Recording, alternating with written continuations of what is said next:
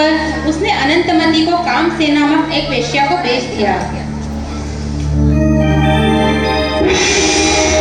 कहाँ उत्तम संस्कार वाला माता पिता का घर और कहाँ निकृष्ट वेश्या का घर। अनंतमती के अंतःकरण में वेदना का पार नहीं रहा। कामसेना ने तो ऐसी आशा की थी कि इस युवती का व्यापार करके मैं बहुत धन कमाऊंगी, लेकिन उसकी सब आशाओं पर पानी फिर गया। अनंतमती ने हर तरह के दुख सहन किए, पर वह उनसे भयभीत नहीं हुई और अपने शील पर अडिग रही। अब कामसेना के सारे प्रयास निष्फल हो गए। तब उसने बहुत सारा धन लेकर अनंतमती को सिंहराज नामक राजा को सौंप दिया। होशियार, खबरदार, राजा सिंहराज कक्ष में पधार रहे हैं।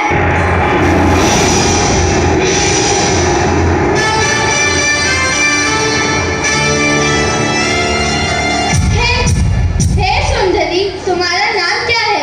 मेरा नाम अनंतमती है। तुम अपने को बहुत पुण्यशाली समझो जो हमारी नजर तुम पर पड़ी है। अब तुम हमारी रानियों के साथ आराम से रहना और इस महल की शोभा बढ़ाना। हे प्रभु, यह कैसी परीक्षा है? एक के बाद एक विपत्ति।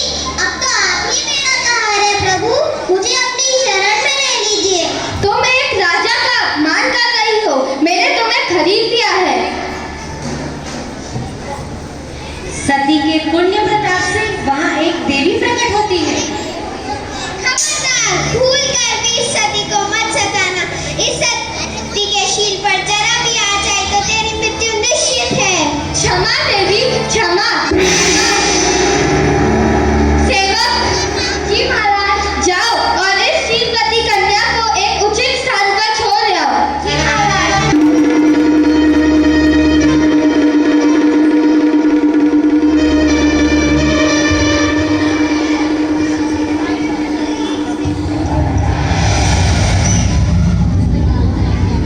अरे, यह तो कितना भयानक वन है। इस वन में तो मैं कहाँ जाऊँ, क्या करूँ? मैंने स्वयं को आपकी चरणों में छोड़ दिया है प्रभु।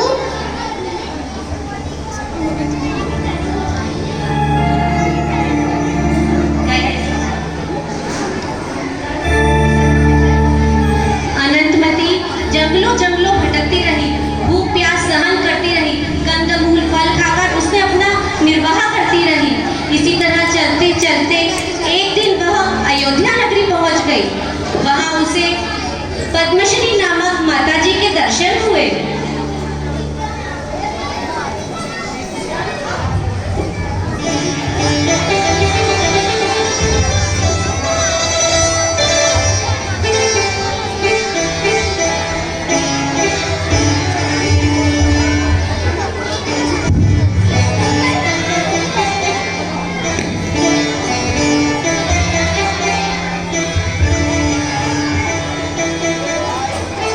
वंदामी माताजी, वंदामी।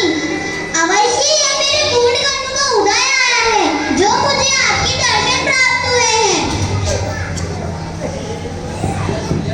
तुम कौन हो बेटी? माताजी, मैं अभागी, कर्मों की सदाई कन्या हूँ। हर मोड़ पर मुझे अपनी शील की परीक्षा देनी पड़ रही है, परंतु माताजी मैंने व्रण कर लिया है। मैं इस शील व्रत से नहीं डगमगाऊंगी, भले ही मेरे प्राण चले जाएं।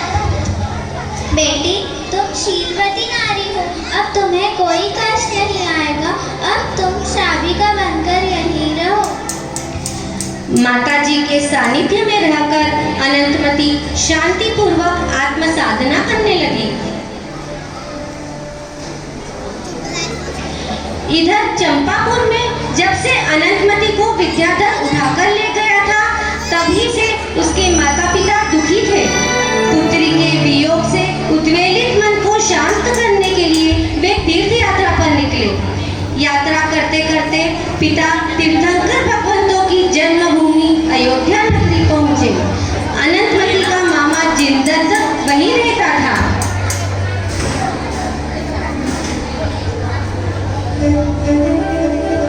अयोध्या में मामा और साले का मिलन हुआ। ओह, आइए आइए,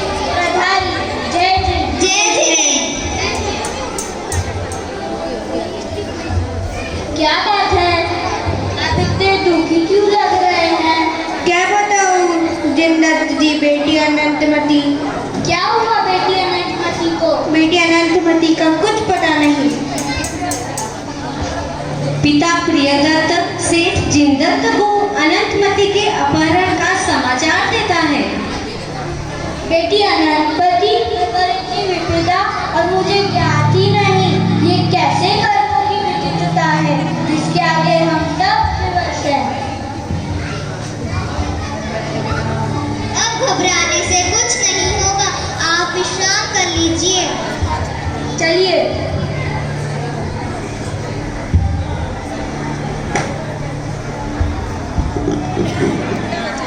दूसरे दिन प्रातःकाल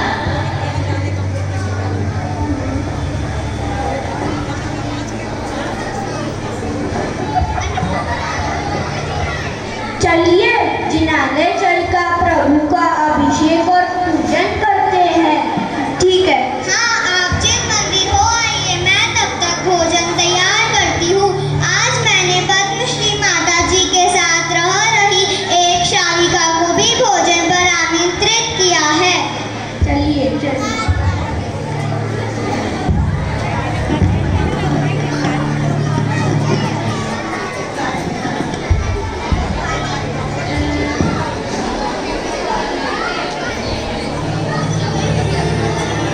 जय जिनेंद्र बेटी, आओ। जय जिनेंद्र, मैंने सुना है तुम बहुत अच्छी रंगोली बनाती हो। हाँ, मैं आपका भी जॉब पूर दूं? चलो, भोजन तैयार है। मैं रंगोली बनाकर फिर भोजन करूं। हाँ, क्यों नहीं, आज हमारे अभी मेहमान आए हैं।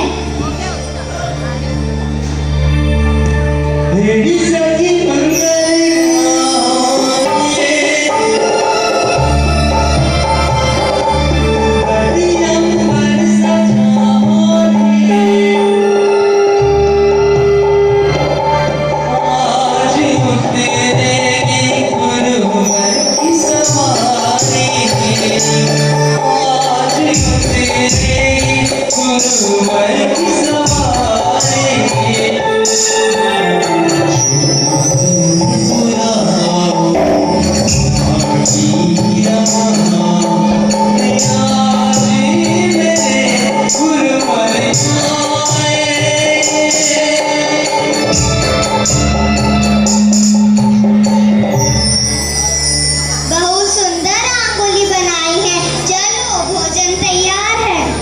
इधर बैठना।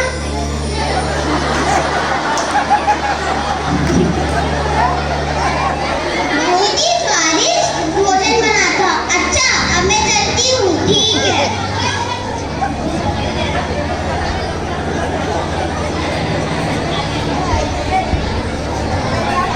अरे, यह इतनी सुंदर रंगोली किसने पूरी है? क्या हुआ, आप रोक क्यों रहे हैं?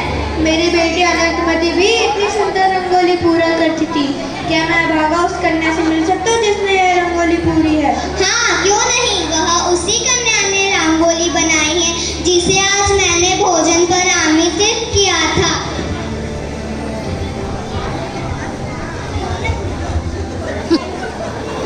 मैं उसे अभी बुलाती हूँ।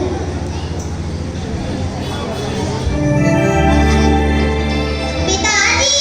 बेटी अनंतमती, तू कैसी है? तेरे को कोई विपदा तो नहीं आई?